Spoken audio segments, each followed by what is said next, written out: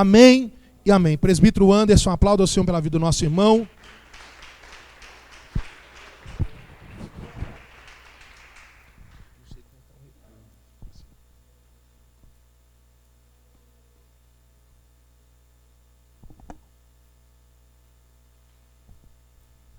Aleluia. A paz do Senhor, querido. Boa noite a todos. Eu queria convidar você a abrir comigo a Bíblia do Senhor, ou sua, em Filipenses, capítulo 1. Filipenses, capítulo 1, versículo 21.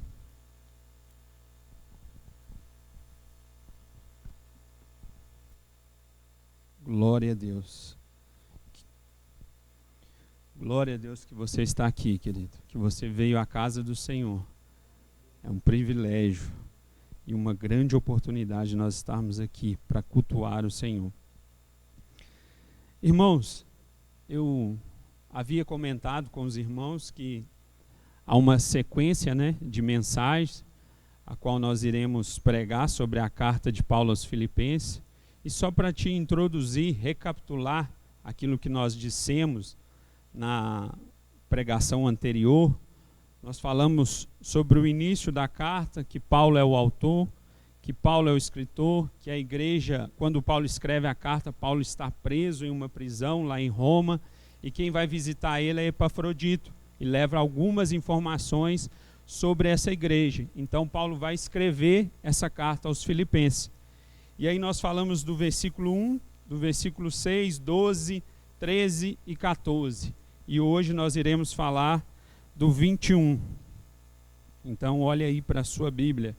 Diz assim a minha tradução: Porquanto, para mim, o viver é Cristo e o morrer é lucro. Feche seus olhos, querido. Pai, nós oramos mais uma vez, te agradecemos por essa oportunidade de estar na casa do Senhor. Obrigado, Senhor. Fala conosco, fala aos nossos corações. Nós queremos ouvir a tua voz aqui, a tua palavra, que é poderosa e viva, em nome de Jesus. Tome seu assento, querido. Mantenha sua Bíblia aberta, por gentileza. O tema é esse aí, querido. O viver é Cristo e o morrer é lucro. Eu te pergunto nessa noite, você já esteve diante de um dilema? Penso eu e acredito que sim. Você já deve ter ficado diante de dois caminhos na sua frente e só pode seguir um e fazer uma escolha. Ou talvez você já recebeu duas propostas de trabalho e só pôde escolher uma. Ou talvez você já teve a possibilidade de fazer dois bons cursos, mas você só pôde escolher um. Ou já esteve diante de duas comidas tão deliciosas, mas você só pôde escolher um. Isso tudo, querido, são dilemas que enfrentamos com o decorrer dos anos. E aqui em Filipenses, capítulo 1, a partir do versículo 19, Paulo está diante de um dilema: partir e estar com Cristo ou permanecer por mais tempo aqui na terra, ajudando a igreja. Paulo escreveu essas palavras, e eu preciso frisar para você, ainda na prisão. E com duas coisas pode acontecer ele ainda na prisão: ser liberto, ou continuar pregando o evangelho, ou ser condenado à morte e estar com Cristo. Paulo está ali diante de uma escolha, mas Paulo não sabe o que vai acontecer. Porém, ele também está diante de uma escolha entre uma coisa boa e não uma coisa má. Mas ele está diante de uma coisa boa, continuar servindo a igreja, e uma coisa ótima, partir e estar com Cristo. Paulo não está ansioso com o que vai acontecer. Ele sabe que é Deus que governa a sua vida. Porém, ele tem uma certeza. Versículo 19, querido.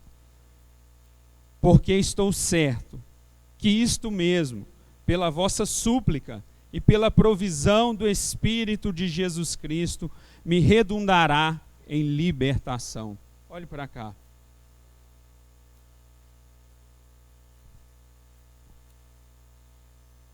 Paulo aqui, mais uma vez, faz uma afirmação para nós, como vimos aqui no versículo 6, quando ele diz, estou plenamente certo. Aqui ele diz, estou certo, estou convencido que acontecerá minha libertação. Paulo tinha essa convicção dessa libertação por duas razões básicas, que o próprio texto diz para nós, pela vossa súplica e pelo Espírito Santo. Primeiro, pela súplica da igreja. Por isso Paulo tinha tanto carinho por aquela igreja, porque era uma igreja que sempre estava orando por sua vida, estava sempre intercedendo. Quando Epafrodito foi até Paulo na prisão e levou a oferta, Epafrodito levou também informações que a igreja estava orando por Paulo, a igreja estava intercedendo para Paulo sair da prisão. Por isso, Paulo vai escrever para aquela igreja com tanto carinho e demonstrando que acreditava na oração deles. Sabia que aquela igreja não somente ajudava o ministério de Paulo financeiramente, mas também ajudava através da oração, intercedendo. Então nós vemos isso. E um segundo ponto que nós vemos, que Paulo tem certeza da sua libertação, é pela provisão do Espírito de Jesus Cristo. Pela provisão do Espírito Santo de Jesus Cristo, Paulo entendia que seria colocado em liberdade. Mas essa provisão do Espírito Santo de Jesus vem mediante a ação da oração da igreja.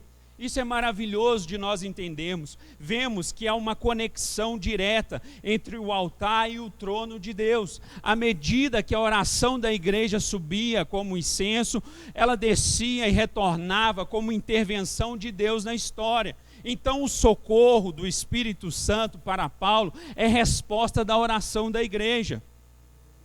A soberania de Deus não isenta a responsabilidade do homem ou humana.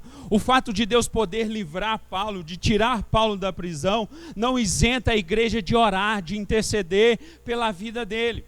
Lembra de Atos capítulo 12, quando Herodes matou Tiago ao fio da espada e prende Pedro até após a festa que acontecia para depois matá-lo. Mas nós vemos também, em contrapartida, que a igreja está lá na casa de Maria, mãe de João Marcos, em contínua oração para a vida de Pedro, para Pedro ser liberto da prisão. Então nós sabemos que o anjo do Senhor vai até a prisão e livra Pedro, mas nós também sabemos que o anjo vai até ali porque a igreja estava orando, porque a igreja estava intercedendo. Por isso, meu amado irmão, cremos que Deus é soberano, sim, mas isso não isenta a sua responsabilidade, a minha responsabilidade de orar, de interceder, de clamar, de buscar. Deveríamos orar mais, pedindo a intervenção de Deus, o socorro de Deus, o livramento de Deus na nossa vida e na vida da igreja. Esse é o nosso dever, esse é o nosso papel como cristão. Por mais que às vezes as situações pareçam difíceis, horríveis, complicadas, temos a esperança, querido, que Deus, na sua infinita bondade e misericórdia, pode responder à oração do seu povo. Mas parece que nós crentes vemos a oração como um fardo, como algo pesado, como uma coisa penosa de fazer, uma coisa difícil demais de ser feita. Na verdade, penso eu, é porque o nosso relacionamento através da oração com o nosso Deus não é prioridade, mas deveria ser, ou porque de fato somos preguiçosos, temos preguiças de falar com o nosso Deus, temos preguiças de relacionar com o nosso Deus. Mas eu te digo nessa noite, precisamos lutar contra a nossa vontade. Eu sei que não é fácil, querido. Eu também passo por isso, essa briga do nosso eu contra o nosso eu, essa luta de nós contra nós mesmos. Ou como diz o pastor José Mabessa, ele diz assim, teu maior adversário está no espelho mais próximo de você. Ou como diz Paul Washer, não é fácil ler a Bíblia sempre, não é fácil orar sempre, porque a carne odeia isso. Então todos nós precisamos lutar contra a preguiça. Nós precisamos, querido, lutar contra nós mesmos, quanto a essa preguiça que vem em todo o tempo querendo e dizendo para nós que não precisamos orar porque cremos num Deus soberano. Eu te digo nessa noite, mais uma vez, tenha interesse em relacionar com Deus. Não ore a Deus somente quando as situações estão adversas ou tribuladas, fora do seu controle, fora das suas rédeas, não. Ou talvez você ora ao Senhor porque está enfrentando uma dificuldade, uma enfermidade, mas eu te digo, procure ter uma vida de oração, uma vida de devoção a Deus, uma vida de relacionamento com Deus, querendo ser mais próximo dEle, mais íntimo dEle, mais parecido com Ele. A oração, querido, é o combustível do crente. A oração é que nos mantém de pé. É a oração que nos ergue cada dia, cada manhã. Por isso devemos orar. Por isso essa igreja cria na oração e cria no ministério do apóstolo Paulo. Pulamos lá para o versículo 20. Paulo continua o seu discurso. Segundo a minha ardente expectativa e esperança de que em nada serei envergonhado, antes, com toda a ousadia, como sempre, também agora, será Cristo engrandecido no meu corpo, quer pela vida, quer pela morte. Olhe para cá. Paulo usa uma palavra que minha ardente expectativa. E essa palavra literalmente significa espichar o pescoço para frente. A ideia é de alguém que faz um esforço para enxergar o futuro. Paulo não está olhando a circunstância ou a prisão, mas olhando para frente, para o seu futuro, que em nada ele será envergonhado. Ele sabe que em breve será interrogado pelo imperador de Roma. Contudo, ele não se importa com o que vai acontecer, importa a ele Cristo ser exaltado. Paulo entende que quando a vida dele, tanto faz ele viver ou morrer, ele vai glorificar a Deus através da sua vida. E aí nós chegamos aqui no versículo 21, querido. Porquanto para mim o viver é Cristo e o morrer é lucro. Paulo começa essa sessão, e nós precisamos compreender isso, com uma das mais dramáticas declarações que ele já deu, ou que já saiu da sua pena. Esse magnífico pronunciamento que revela o ritmo do coração de Paulo, e deveria reger também os nossos corações, é que para ele, pois o viver é Cristo, e o morrer é lucro. Paulo não tem apenas expectativas, ele tem razões convincentes, e essas razões são tantas, pois deseja glorificar a Cristo, tanto pela vida quanto pela morte. Mas primeiro vamos analisar o viver é Cristo. Paulo sabe, querido, que a razão da sua existência é Cristo. Cristo comprou, Cristo lavou no seu sangue, Cristo chamou para ser um pregador do Evangelho, Cristo chamou para ser apóstolo dos gentios. Antes da conversão de Paulo, Paulo perseguia Cristo e os discípulos e a igreja de Cristo. Ele procurava viver segundo as obras da lei, mas agora, salvo por Cristo, ele vive em Cristo e para Cristo, e trabalha em prol do crescimento do reino de Cristo. Tudo o que ele faz parte da glória de Cristo, querido. Tudo em sua vida está entregue a Cristo. Cada momento da sua vida é vivido por Cristo. Nós vemos isso nos relatos das suas cartas deixadas. Paulo vive primordialmente para Cristo. Então pouco importa onde ele esteja, seja cadeias ou igrejas, ruas ou palácios, com fome ou farto, com tristeza ou alegria, importa Paulo viver para Cristo.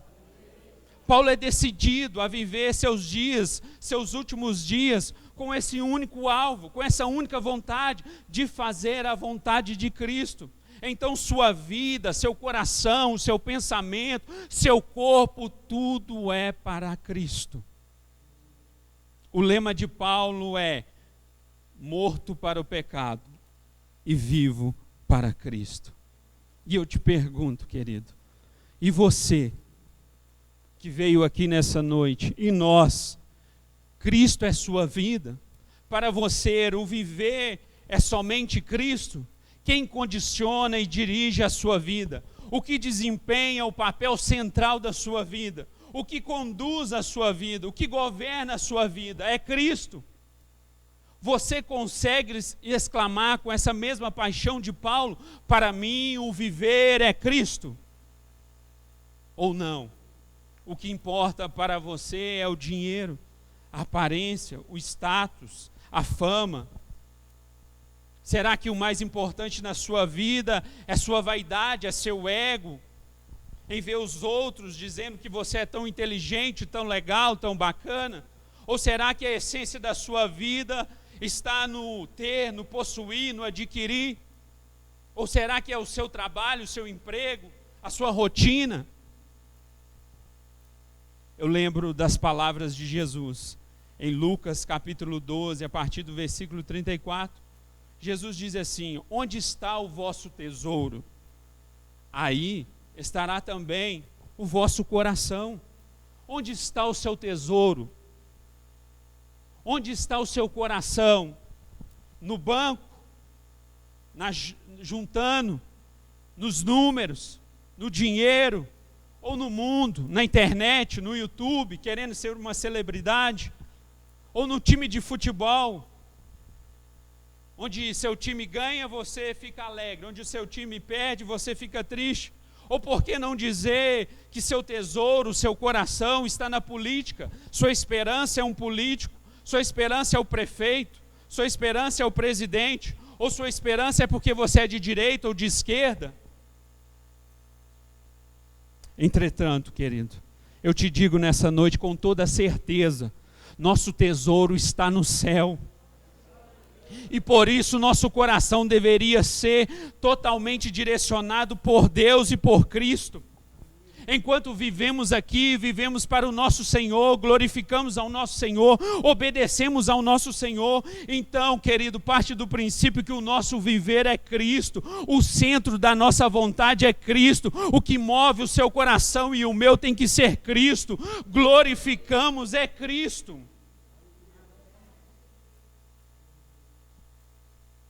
Eu te pergunto, você ama a Cristo?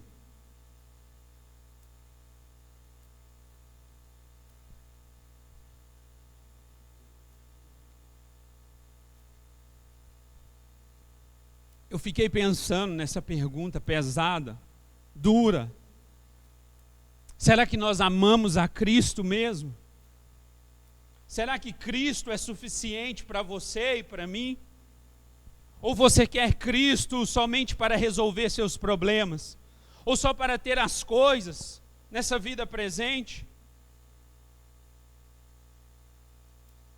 Eu te digo, querido, isso não é ser cristão. Essa não é a essência que o nosso Cristo deixou para nós. Não adianta nós termos o nome de cristão, de crente, ou ser membro de uma igreja A ou B. Importa, querido, nós vivermos para Cristo. É isso que você precisa sair daqui dessa noite, entendendo que o seu viver é Cristo, e Cristo direciona a sua vida, e Cristo rege a sua vida, e Cristo governa a sua vida.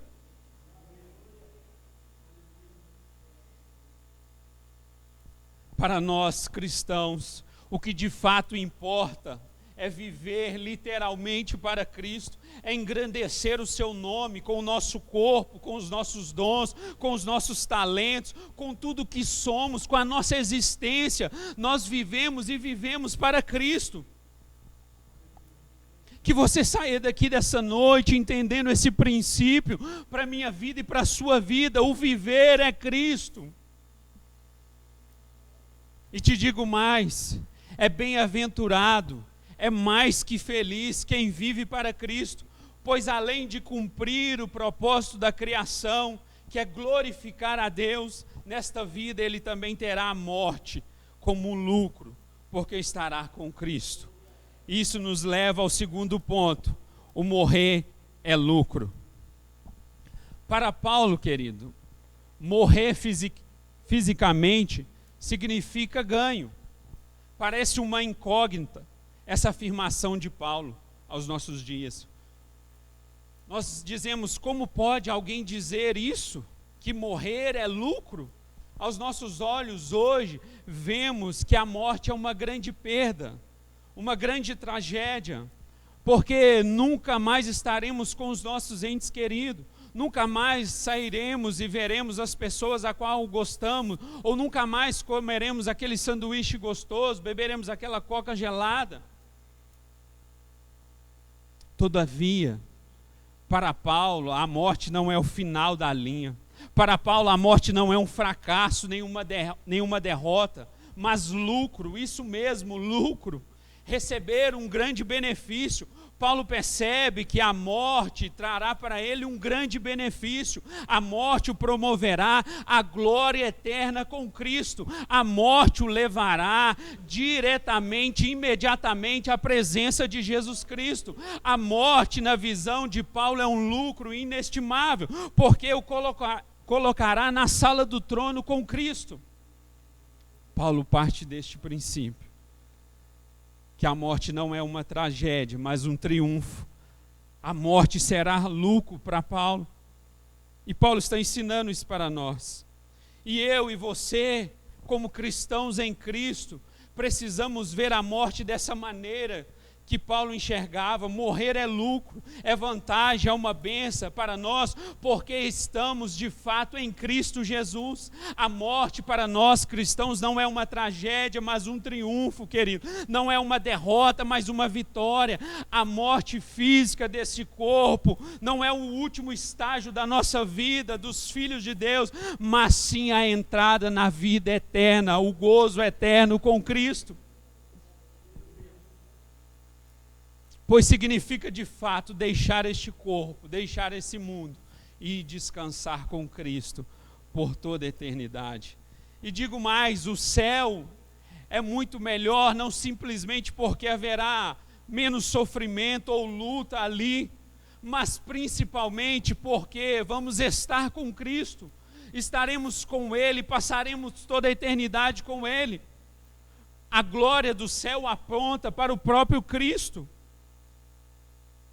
Eu te digo nessa noite, que esse seja o desejo do nosso coração, viver para Cristo e morrer para estar com Ele. Não precisamos temer a morte, porque a morte foi vencida pelo nosso Criador. Cremos nisso, quer vivamos ou morramos, somos do Senhor, pois pertencemos a Ele de corpo e alma. Esse é o nosso único consolo, querido, na vida e na morte, de estar com Cristo. Nós podemos viver com conhecimento libertador, que o último dia da nossa vida será o melhor dia, porque no último dia da nossa vida será o primeiro na eternidade, é onde passaremos toda a nossa eternidade com Cristo. O túmulo não é o final do cristão, mas sim um servo para nos levar até Cristo, querido. Então, meu amado irmão, nessa noite, se alegre com essa verdade. O morrer para nós cristãos será lucro, porque no momento da morte seremos libertos do sofrimento deste mundo. No momento da morte estaremos com Cristo. No momento da morte nós sentiremos em casa. No momento da morte estaremos com Ele para toda a eternidade. Nisso cremos e pregamos, querido. Coloque-se de pé.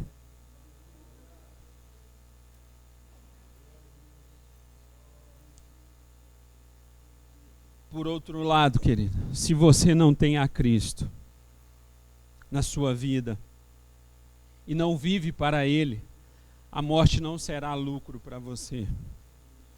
Não há nenhuma vantagem em morrer sem Cristo, pois a morte física é a passagem final para a morte eterna, sem Cristo. Mas eu tenho uma boa notícia, o Senhor tem uma boa notícia para você nessa noite. Ele te chama nessa noite a crer nele para ter uma vida agora e na eternidade.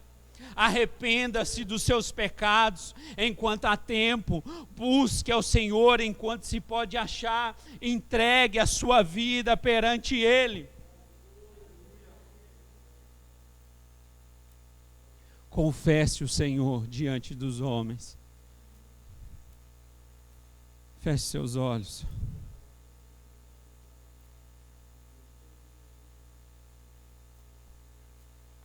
Olhe para dentro de você neste momento, querido. Olhe como você tem vivido a sua vida com Cristo. O seu viver é Cristo. O morrer é lucro para você. Faça um autoexame. Olhe para dentro de ti neste momento, só você e Deus. Oh, Espírito Santo de Deus. Pai, nós oramos. Ravassoura, Evantui. Nós oramos em nome de Jesus, Senhor. E nós aprendemos aqui, Deus, que o nosso viver tem que ser o Senhor. Que o centro da nossa vida tem que ser o Senhor, Pai. Nós não queremos sair daqui nessa noite com as mesmas perspectivas, Deus, com os mesmos costumes. Não, Deus. Nós queremos sair daqui diferentes, mudados, colocando o Senhor no centro, limpando o altar, Deus, tirando os ídolos, as avarezas, oh Deus, entronizando o Senhor no devido lugar, Pai. Ah, Senhor, nos visita nessa noite, a Tua palavra foi ministrada, a Tua palavra foi pregada, alcança corações aqui nessa noite que precisam, que necessitam, Deus, de um encontro com o Senhor verdadeiro. Deus, eu oro também por aqueles, Deus, que vêm aqui, que até gostam daqui, Deus, mas não de fato têm um encontro com o Senhor. A morte para ele não será lucro, mas ele está aqui, Deus, e abre o coração dele, alcança a vida dele, Deus. Ah, Pai, nós oramos crendo na Tua palavra e na Tua bondade e na Tua misericórdia. É o que nós oramos em nome de Jesus. Aplauda o Senhor, querido.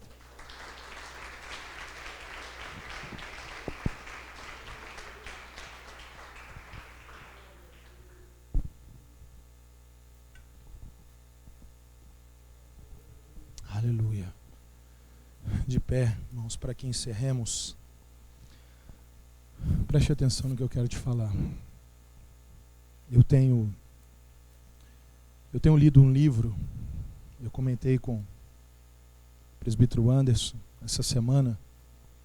Esse livro se chama Pregação e Pregadores. É um livro do Dr. Martin Lloyd Jones. Foi o Marcos Júnior que me indicou esse livro. Eu tenho lido esse livro e eu comento com a minha esposa o quanto meu coração tem se alegrado, porque esse livro ele resgata o papel da igreja, a primazia da pregação. E o que me alegra nesse livro é que eu tenho encontrado muitos fatores do que nós temos desenvolvido aqui na nossa igreja. A primazia da pregação. Nós temos vivido tempos em que as igrejas têm trabalhado, e muito, para substituir a primazia da pregação. Nós olhamos para o livro de Atos e vemos que tudo culmina na exposição da palavra de Deus. As outras coisas apenas compõem, mas o alvo central é a pregação do Evangelho. E nós temos resgatado isso. Esse púlpito, esta casa, a palavra de Deus, ela tem prioridade. A verdade de Deus tem prioridade. E Deus é tão zeloso com essa casa, com essa igreja, porque os irmãos que se lembram, nós sempre trabalhamos com série de sermões, exposição da palavra aqui na nossa igreja. E quando veio a pandemia, nós paralisamos uma das nossas séries de sermões. Nós estávamos falando sobre os patriarcas. E eu ainda falto falar de Jacó, para que encerrássemos essa série de sermões. Aí quando eu convido o presbítero Anderson para poder estar falando aos irmãos, ele fala de um desejo do coração dele de trabalhar uma carta por completo, expositivamente. E eu preocupado com outras coisas, e até mesmo para atender a igreja na questão da pandemia, eu preciso falar do tema, é a realidade que estamos vivendo. Eu vejo Deus nessas coisas.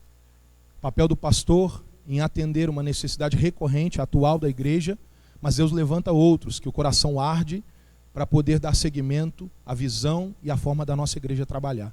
Deus te abençoe, Anderson. Abençoe você por ter percebido isso e por entender o trabalho da nossa igreja, e Deus está te dando condições de maneira tão maravilhosa, como foi no domingo que ele esteve aqui, e quando ele volta hoje, trazendo mais uma vez uma palavra de confronto, para propor a você, para sair daqui pensando sobre como anda a sua vida e o seu coração.